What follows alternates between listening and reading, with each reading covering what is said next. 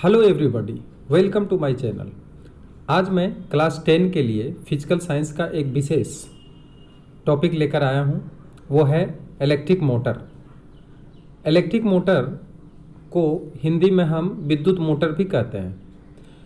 विद्युत मोटर एक ऐसा यंत्र है या डिवाइस है जो विद्युत ऊर्जा को यांत्रिक ऊर्जा में बदल देता है, अर्थात a device which electric energy converted into mechanical energy or kinetic energy, that is called electric motor।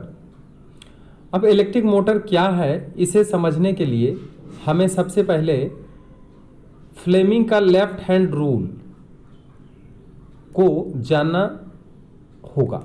जब हम फ्लेमिंग के लेफ्ट हैंड रूल को जान जाएंगे तो हम इस मशीन के बारे में अच्छी तरह से समझ पाएंगे। तो देखिए, फ्लेमिंग का लेफ्ट हैंड रूल में आपको ये समझना पड़ेगा कि अगर हम अपने बाएं हाथ के 3 उंगली को इस प्रकार व्यवस्थित करें, 3 उंगली में कौन कौन सा होगा? एक उंगली होगा थंब, एक उंगली होगा थंब जिसको अंगूठा कहते हैं, दूसरा उंगली थंब के बाद 4 फिंगर होगा, ठीक है, 4 फिंगर होगा, और तीसरा जो होता है वो मिडिल फिंगर होगा। तो ये जो तीनों उंगली है, ठीक है, मिडिल फिंगर, ये तीनों उंगली को इस तरह से हम व्यवस्थित करेंगे कि ये तीनों उंगली एक दूसरे के ऊपर लंबवत हो, परस्पर लंबवत हो। जैसे ये अगर हम थंब माने तो ये इस तरह से व्यवस्थित है, और ये आपका अगर 4 फिंगर है तो इस तरह से व्यवस्थित है, तो इसके बीच में 90 डिग्री का कोण बनना चाहिए। और ये आपका अगर मिडिल फिंगर है तो इसके बीच भी 90 डिग्री का कोण बनना चाहिए।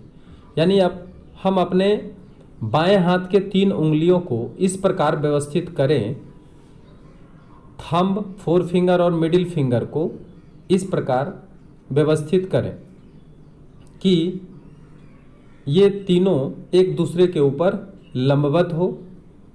तो जो मिडिल फिंगर है वो विद्युत धारा के दिशा को प्रदर्शित करेगा, और जो 4 फिंगर है वो चुंबकीय क्षेत्र के दिशा को प्रदर्शित करेगा। तो ये जो अंगूठा है, ये अंगूठा क्या करेगा? तो चालक के ऊपर लगने वाला बल, जो कंडक्टर हम लगाएंगे, उस कंडक्टर पर एक फोर्स क्रिएट होगा, और ये जो फोर्स क्रिएट होगा ये फोर्स थंब के दिशा में होगा। यानी जो थंब है उसके दिशा में फोर्स क्रिएट करेगा, यानी कंडक्टर के ऊपर एक बल कार्य करेगा जो फोर्स के दिशा में कार्य करेगा, ठीक है। तो ये है आपका फ्लेमिंग का लेफ्ट हैंड रूल, जो कि विद्युत मोटर के लिए बहुत ही आवश्यक है, क्योंकि उसका जो प्रिंसिपल है वो इसी के नियम के आधार पर होता है, ठीक है। तो अब हम आगे चलते हैं कि आखिर ये डिवाइस में किस तरह से व्यवस्थित होता है वो हम देखेंगे। देखिए, एक चुंबक लेते हैं, एक नॉर्थ पोल है, एक साउथ पोल है। इसके बीच में चुंबकीय क्षेत्र डेवलप होंगे। चुंबकीय क्षेत्र कहने का मतलब एक ऐसा बल क्रिएट होगा जो कि नॉर्थ से साउथ दिशा के तरफ, ये देखिए दिशा दिखाई दे रहा है, नॉर्थ से साउथ दिशा के तरफ वो क्या करेगा? बल एक लगाएगा, ठीक है। और ये देखिए करंट का दिशा है। ये लंबत इसलिए बता दे रहे हैं क्योंकि देखिए यहाँ पे ये जो दिशा है, एन और एस की जो दिशा है, जो चुंबकीय क्षेत्र में लगने वाला जो फोर्स है उसकी दिशा है, और ये है करंट का दिशा जो कि लाल कलर से दिखाई दे रहा है, ये करंट का दिशा है। तो देखिए ठीक इसका लंबवत ये फोर्स का दिशा होगा, यानी देख सकते हैं कि इसके बीच में 90 डिग्री का ही कोण बन रहा है। ये अगर इसको हम चुंबकीय क्षेत्र देखें तो चुंबकीय क्षेत्र और ये करंट के बीच में 90 डिग्री का कोण बना, और फिर यहाँ से देखिए इसका भी बीच में क्या है? 90 डिग्री का कोण बन रहा है। तो ये व्यवस्था है जो ये प्रदर्शित करता है कि फ्लेमिंग का लेफ्ट हैंड रूल ही इसमें काम करता है।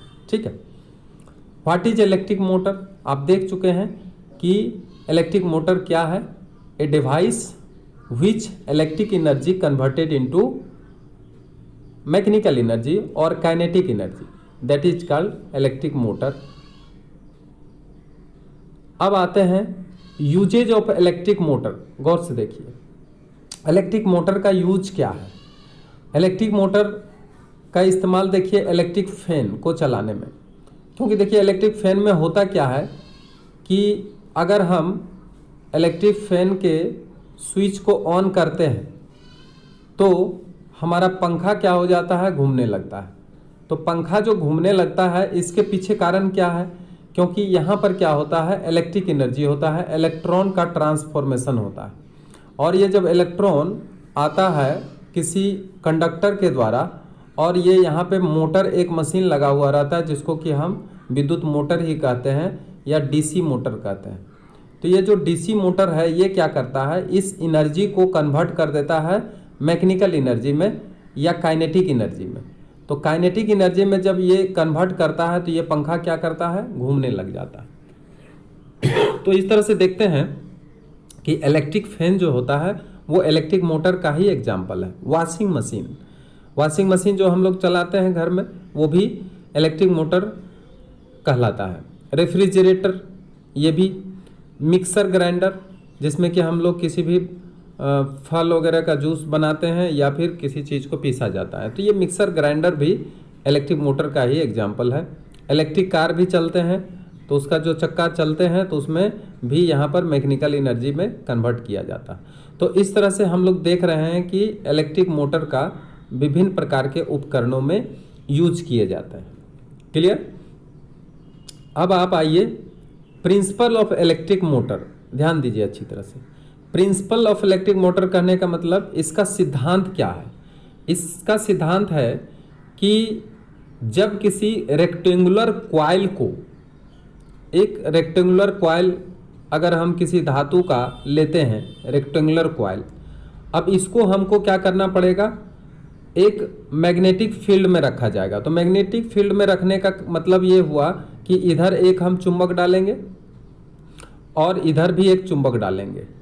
ये दोनों चुंबक के बीच में, इसका मान लिया जाए इधर एस पोल है और इधर इस चुंबक का नॉर्थ पोल है, इसके बीच में अगर हम एक कंडक्टर को इस प्रकार व्यवस्थित करेंगे कि ये जो है एक दूसरे के लंबवत हो, यानी अगर चुंबक का जो फोर्स है ये इस दिशा में अगर है, ध्यान से देखिए, ये चुंबक का जो मैग्नेटिक फील्ड का डायरेक्शन अगर इस दिशा में हो तो हम तार जो रखे हैं देखिए एकदम ठीक 90 डिग्री पर हम इसको रखे हैं, यानी तार को इस तरीके से हम व्यवस्थित किए हैं कि इसमें विद्युत धारा का प्रवाह हो रहा है।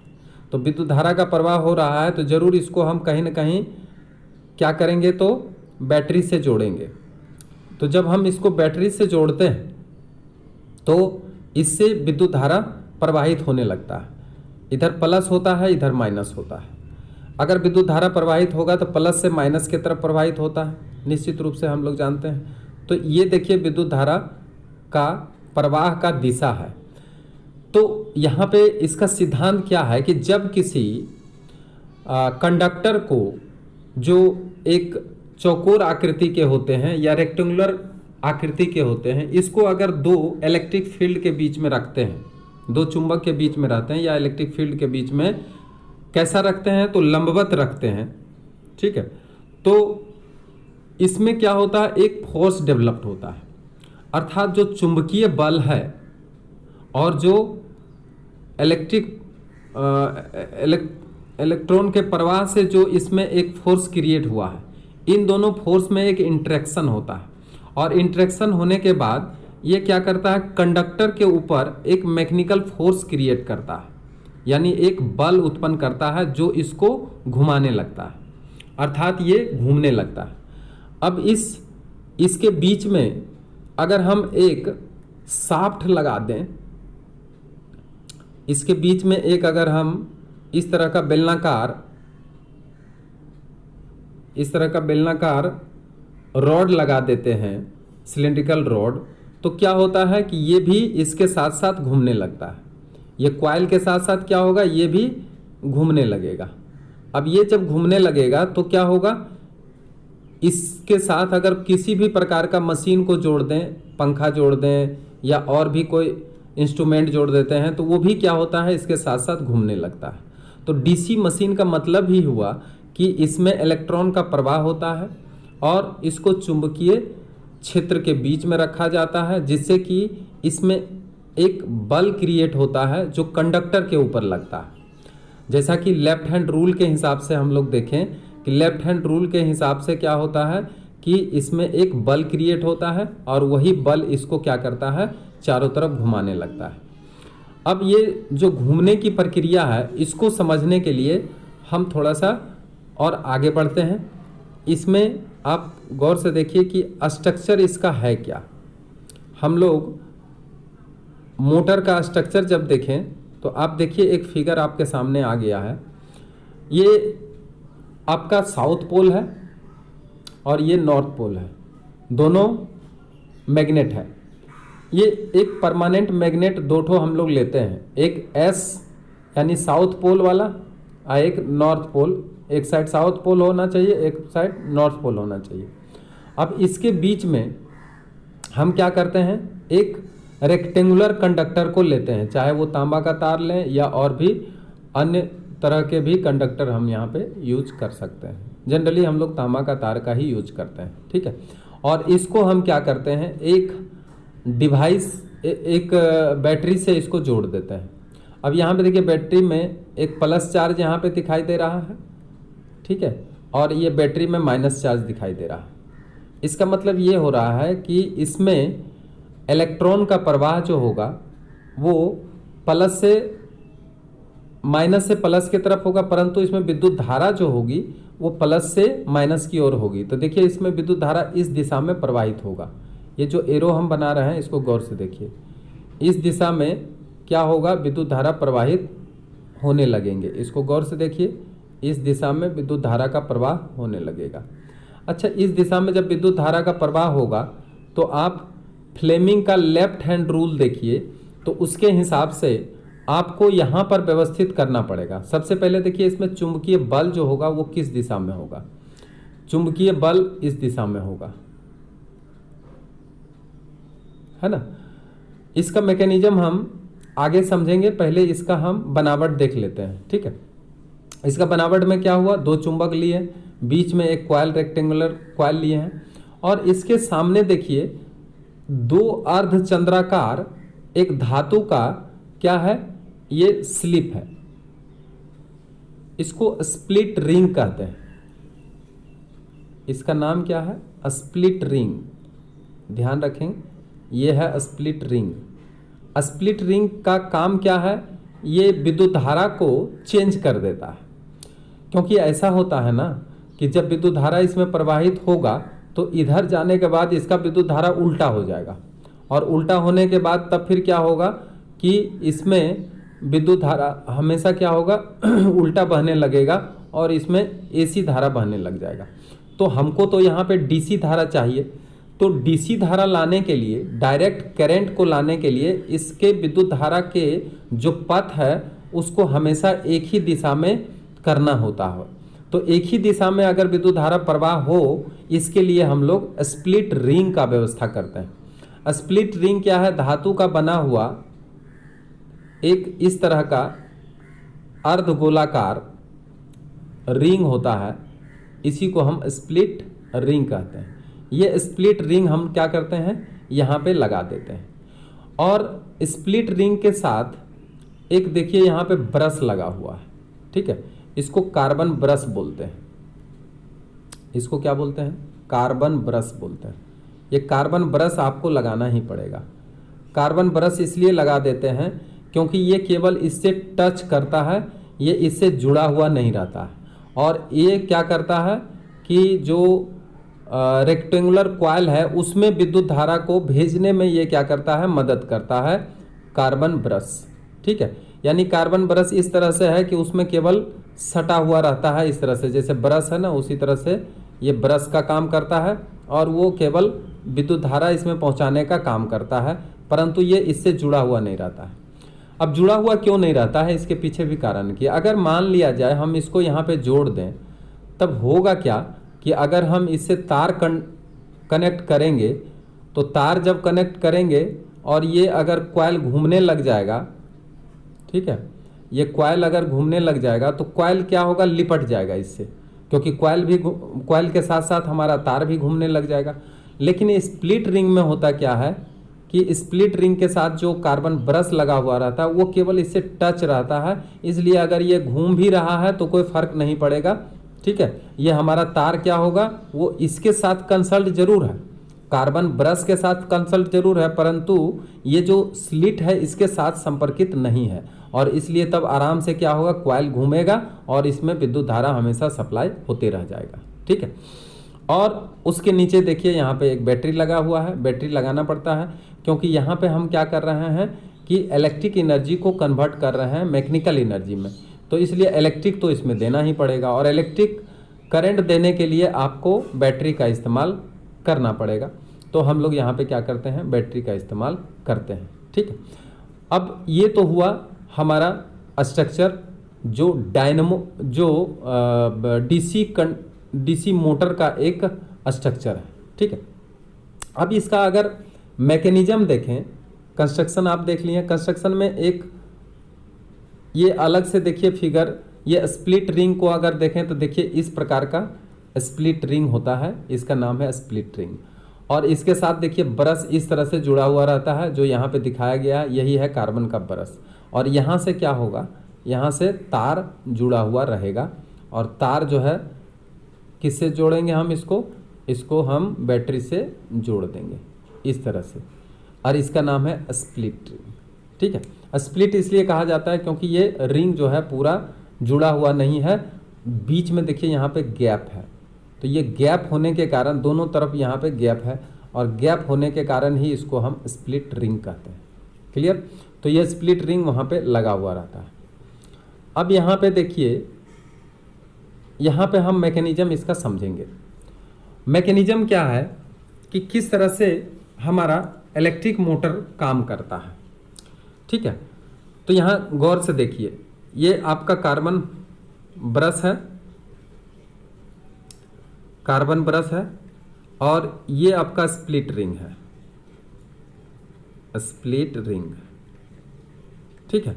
और इसके साथ साथ ये विद्युत धारा यहाँ से इसमें प्रवेश कर रहा है। अब ये देखना होगा कि ये जो है ये आपका विद्युत धारा की दिशा है, और ये इलेक्ट्रिक फील्ड है, यानी मैग्नेटिक फील्ड है, ये जो बी दिशा में जो दिखाया गया है ये मैग्नेटिक फील्ड है। तो फ्लेमिंग के लेफ्ट हैंड रूल अगर आप देखेंगे तो इसमें क्या होगा, ऊपर की तरफ एक फोर्स लगेगा, जैसा कि हम बताए हैं, ये अंगूठा जो है ऊपर की दिशा की ओर प्रदर्शित कर रहा है, और ये आपका फोर फिंगर है, ठीक है, और ये है आपका विद्युत धारा का दिशा। तो विद्युत धारा का दिशा जो है इस तरह से अगर हम लोग देखें तो विद्युत धारा का दिशा, अगर हम इसको मैग्नेटिक फील्ड अगर मानते हैं, और ये अगर उंगली जो है, ये उंगली यानी इस दिशा में अगर इस उंगली को किया जाए, इस दिशा में ये उंगली है, यानी इसको हम मिडिल फिंगर कह सकते हैं। तो मिडिल फिंगर का अगर ये व्यवस्था है तो ये थंब जो है ये ऊपर वाला थंब की ओर क्या करेगा, प्रेशर लगाएगा, और जब ये प्रेशर लगाएगा तो ये क्या करेगा, मूव करेगा, और ये जब मूव करने लग जाएगा तो जैसे ही ये आधा मूव करेगा तो ये एक दूसरे के लंबवत हो जाएंगे। लंबवत हो जाने के बाद अब क्या होगा कि दूसरा बार जब इधर की ओर घूमने लग जाएगा, ये वाला पोर्शन जब इधर आएगा तो अब यहाँ पर आने के बाद अब जब यहाँ पे हम लेफ्ट हैंड रूल लागू करेंगे तो यहाँ पर क्या हो जाएगा, यहाँ तो धारा का दिशा विपरीत हो गया, यहाँ तो इस दिशा में धारा जा रहा था, परंतु यहाँ पर देखें तो यहाँ धारा क्या हो गया, इसका विपरीत हो गया। विपरीत हो गया तो यहाँ पे जो बल लगने वाला है लेफ्ट हैंड रूल के हिसाब से वो क्या होगा, नीचे की तरफ बल लगने लग जाएगा। अब नीचे की तरफ जब बल लगने लग जाएगा तो ये क्या होगा, ये मूवमेंट इसका चालू हो जाएगा। चूँकि यहाँ पर जब ये बिल्कुल लंबवत हो जाते हैं घूमते घूमते एक ऐसा स्थिति भी आएगा कि ये पूरा ऊपर आ जाएगा, इसका ये जो पोर्शन है ये पूरा ऊपर आ जाएगा और ये पोर्शन पूरा नीचे चल जाएगा।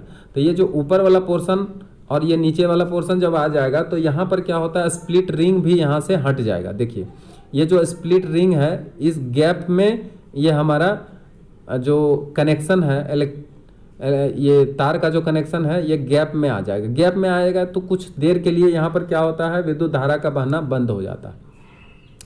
जब विद्युत धारा का बहना बंद हो जाता है तो उस समय क्या होता है, चूंकि इसमें एक गतिज ऊर्जा उत्पन्न हो चुका होता है, तो गतिज ऊर्जा उत्पन्न जब होने के बाद, काइनेटिक एनर्जी उत्पन्न होने के बाद ये फोर्स के कारण फिर क्या होता है, ये वाला पोर्शन इधर बाएं तरफ चले आते हैं और बाएं तरफ चले आते हैं तो फिर से इसमें क्या होता है, धारा इसी दिशा में बहने लगते हैं। और जब इस दिशा में बहने लगते हैं स्प्लिट रिंग के कारण ये धारा में किसी प्रकार का चेंज नहीं होता है।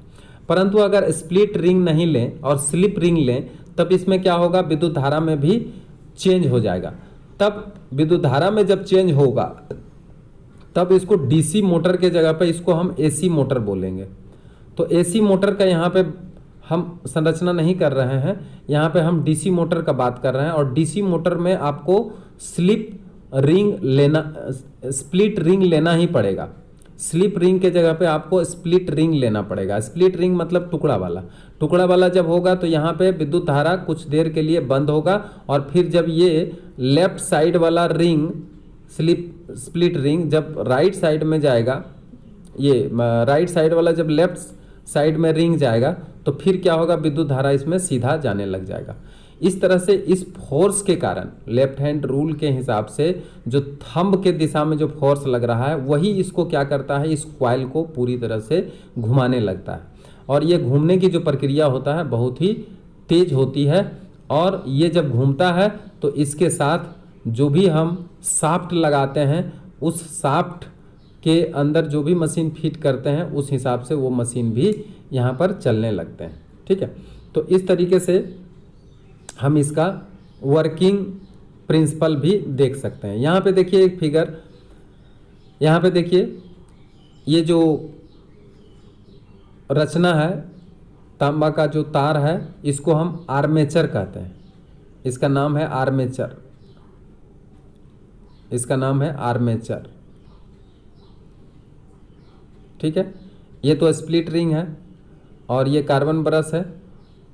इसको एक दूसरा नाम दिया कोमुटेटर। ठीक है, कोमुटेटर सेगमेंट भी इसको कहते हैं, कोमुटेटर सेगमेंट, ये भी याद रखेंगे, कोमुटेटर सेगमेंट। स्लिट रिंग जो ये स्लिट रिंग है इसी का नाम है कोमुलेटर, कोमुटेटर इसका नाम है। तो ये कोमुटेटर है, तो दो कोमुटेटर है, एक इधर लेफ्ट में एक राइट में, और ये इसका ब्रश है। और इस तरह से यहाँ पे फोर्स डेवलप किया, ऊपर गया और फिर इधर जो है फ्लेमिंग के लेफ्ट हैंड रूल के हिसाब से इधर दाहिने साइड जो